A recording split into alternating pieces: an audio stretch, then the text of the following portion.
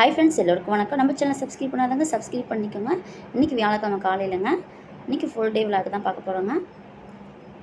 இப்போ வந்து அரிசி வந்து நைட்டே ஊற வச்சிட்டேன் இட்லி காட்டுறதுக்குங்க. இப்போ வெந்தயம் காலையில் ஊற வச்சுக்கலாங்க.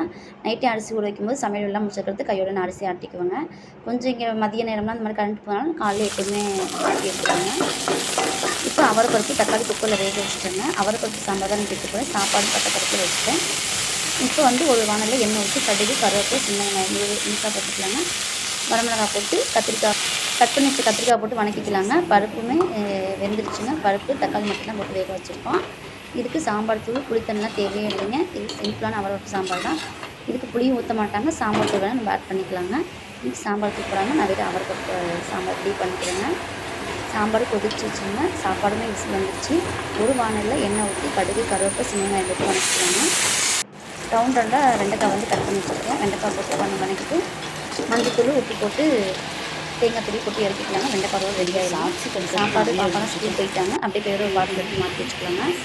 எப்போதுமே நான் இதை மாற்றி வச்சுருவேங்க. எனக்கு 13 வயசுலேருந்து இந்த பழக்கம் வந்து வந்துருக்குங்க. எப்போதுமே அது மாதிரி தான் செய்வேன். எங்கள் வீடு கொஞ்சம் பெரிய ஃபேமிலி, அம்மா வீட்டில் இருக்கும்போதுங்க. அதனால நான் பண்ணி வச்சுருவேன். இங்கே மேரேஜ் பண்ணதுக்கப்புறம் கம்மி கம்மி தாங்க செய்யறதுக்கு செஞ்சிட்ருக்கேன். நம்ம வீட்டில் அவரைப்பருப்பு சாம்பாருங்க, வெண்டைக்காய் வறுவல், கால் வந்து பொரியல் மாதிரி பண்ணியிருக்கேங்க. முட்டை பொரியல் மாதிரியே டேஸ்ட்டு சூப்பராக இருக்குங்க. அதையும் நம்ம சேனலில் போட்டு பாருங்கள். எண்ணெய் ஊற்றி கடுகு கருவேப்பிலை சின்ன வெங்காயம் போட்டு வணக்கிட்டுங்க.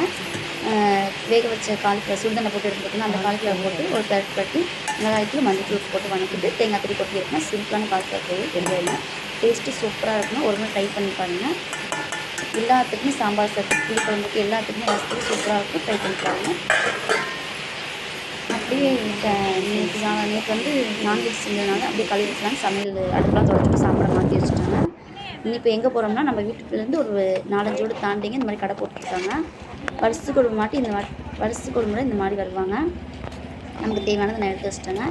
நமக்கு ரெகுலராக பாத்திரக்காரங்க வச்சுட்டாங்க. அவங்கள்ட்ட நான் வாங்கிக்க மிஷின் ஜாமான் அந்த மாதிரி தாங்க. இப்போ கையோட அரிசியும் ஆட்டி வச்சுங்க. கையோட சமையல் எல்லாம் முடிச்சுட்டு போகணும். அரிசியும் ஆட்டி வச்சாச்சு. இப்போ நான்வெஜ் செஞ்சதுனால இப்போ சமையல்லாம் தூரமாக வச்சுட்டு டைனிங் டேபிள் கழுவி விட்டுங்க. வீட்டுக்கு சமையல் ரூம் கழுவி விட்டு டைனிங் டேபிள் கவர் வந்து போட்டுக்கலாங்க. அப்படியே ஈவினிங் வந்தீங்கன்னா பாப்பாவும் ஸ்கூலுக்கு வந்துட்டாங்க.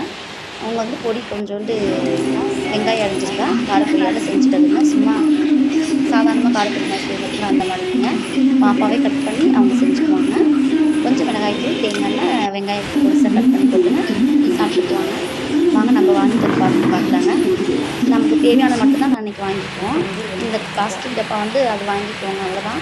சில்வர் பாத்திரம்னா எதாவது கடையில் தனியாக வாங்கிக்குவோம். இவங்கள்ட்டையும் சின்ன சின்ன பாத்திரம்லாம் இருக்குது.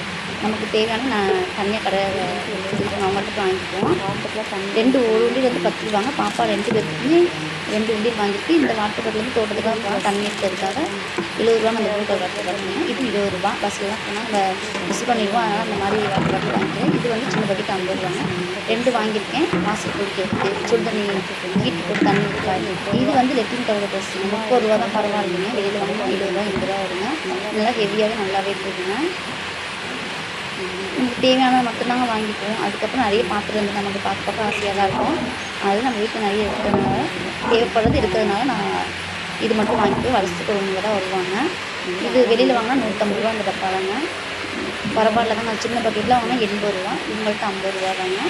இது வந்து 2 குடம் தண்ணி குடிக்கும். நல்லா கோயிலாம் ஊற வச்சுக்கான்ட்டு இந்த மாதிரி வாங்கிக்கோங்க. உண்டியில் கையோட காசும் எடுத்தாச்சுங்க.